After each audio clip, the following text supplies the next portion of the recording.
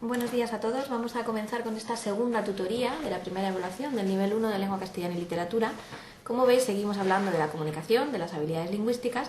En este caso nos centramos en la tipología de textos.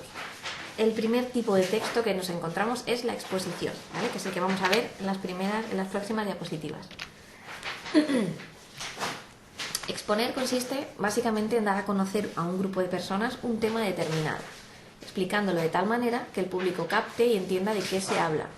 La única finalidad de la exposición es transmitir una información, es decir, no hay, como en la argumentación, un fin de persuadir al oyente, sino simplemente el fin es transmitir. Para que se pueda realizar correctamente, el emisor ha de poseer los conocimientos adecuados sobre el tema y debe también conseguir adaptar el lenguaje y el tono al auditorio al que se dirige, al público al que está hablando, ¿no? Evidentemente es crucial que se explique de forma clara y objetiva para no dar lugar a dudas o a malos entendidos. Dentro de la exposición oral encontramos que puede ser individual o colectiva. Individual decimos que es cuando en el acto de comunicación una sola persona se explica ante un auditorio, por ejemplo en un discurso o en una charla. Cuando es colectiva, pues en ese caso varias personas expresan su opinión sobre un tema, por ejemplo en un debate. La exposición también, aparte de oral, puede ser escrita. Pues está claro, es un tipo de escrito en el que se presenta de forma clara y ordenada un conjunto de informaciones. Puede ser un artículo, un ensayo, una tesis. Bien, seguimos viendo los tipos de exposición. En la página siguiente, la 42. Como vamos a ver a continuación, la exposición se puede organizar de varias maneras, atendiendo a la forma, al contenido, al conocimiento del tema y a la estructura. No hay que aprenderlo de memoria, simplemente saber que hay esta clasificación. Según la forma que tenga, según la manera de organizarse de la información, puede ser narrativa, descriptiva o argumentativa. Según el contenido que trate, pues será científico, didáctico, periodístico, humanístico, etc. Según el conocimiento del tema, pues será algo muy específico, muy especializado o algo divulgativo. Sería especializado cuando lo escribe un experto, un especialista, valga la redundancia, en el tema. Sería divulgativo cuando lo escribe alguien que no es un especialista, sino que simplemente es un mero transmisor de conocimientos o de informaciones. Según la estructura, pues depende de cómo se organiza la información, de si se pone antes la conclusión y después se va desgranando los argumentos, si se hace al contrario, en fin, puede ser deductiva, circular, paralela. Bueno, todo esto, como os digo, no vamos a aprenderlo de memoria, simplemente vamos a tenerlo en cuenta. Para elaborar una exposición, el emisor ha de, primero, elegir un tema a tratar, documentarse sobre ese tema, tener en cuenta a quién se va a dirigir. No es lo mismo un público culto o especialista que un público que simplemente quiere una información por encima de ese tema. Además, acompañar el discurso de ejemplos pues será muy útil para dar a entender lo que estamos explicando. Normalmente se recomienda redactar un texto que sea la base de nuestra disertación. Además, es muy importante cuidar la expresión corporal, así como la entonación, el vocabulario, etc. Bien, seguimos hablando, en este caso, de las características del texto expositivo. Seguimos en la página 44.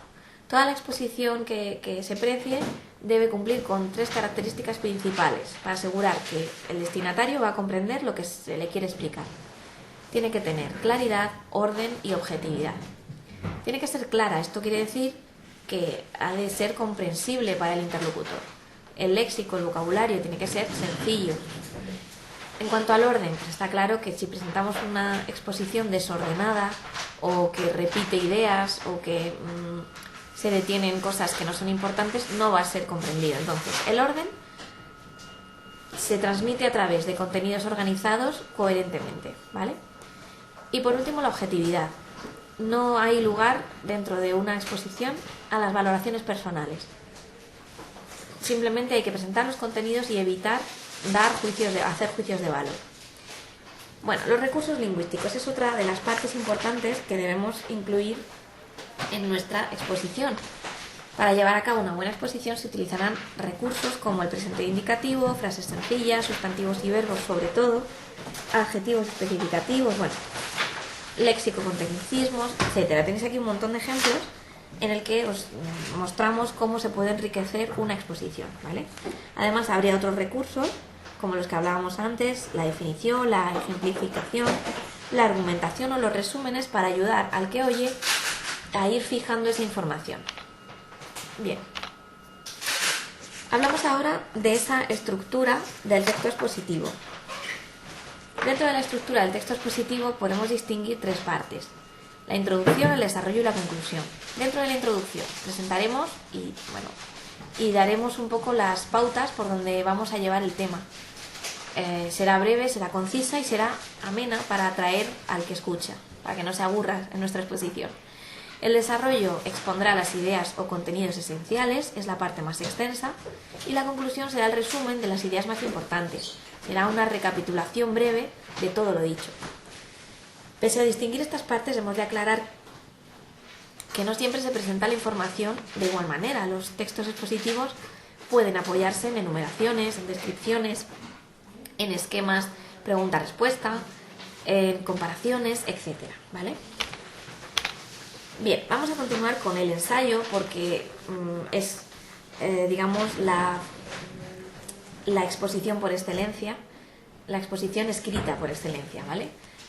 Un ensayo no es más que la interpretación de un tema sin que sea necesario usar un aparato documental. Es decir, se reinterpreta un tema de manera libre, asistemática, es decir, sin seguir unas pautas dadas. Y bueno, tiene como características pues que utiliza el género periodístico de opinión. Aquí sí hay opinión, ¿veis? Aunque sea una exposición, aquí sí hay opinión. Utiliza la primera persona, es de extensión variable. Tenemos ensayos que pueden ser de 2 folios hasta, bueno, pues de mucho más. Presenta además un lenguaje culto y se apoya en formas argumentativas y expositivas, ¿vale? O sea que ves, participa un poco la argumentación, que sí que es, más subjetiva que la exposición. La estructura del ensayo, como decíamos, la clásica, introducción, desarrollo y conclusión, que comparte con los textos expositivos.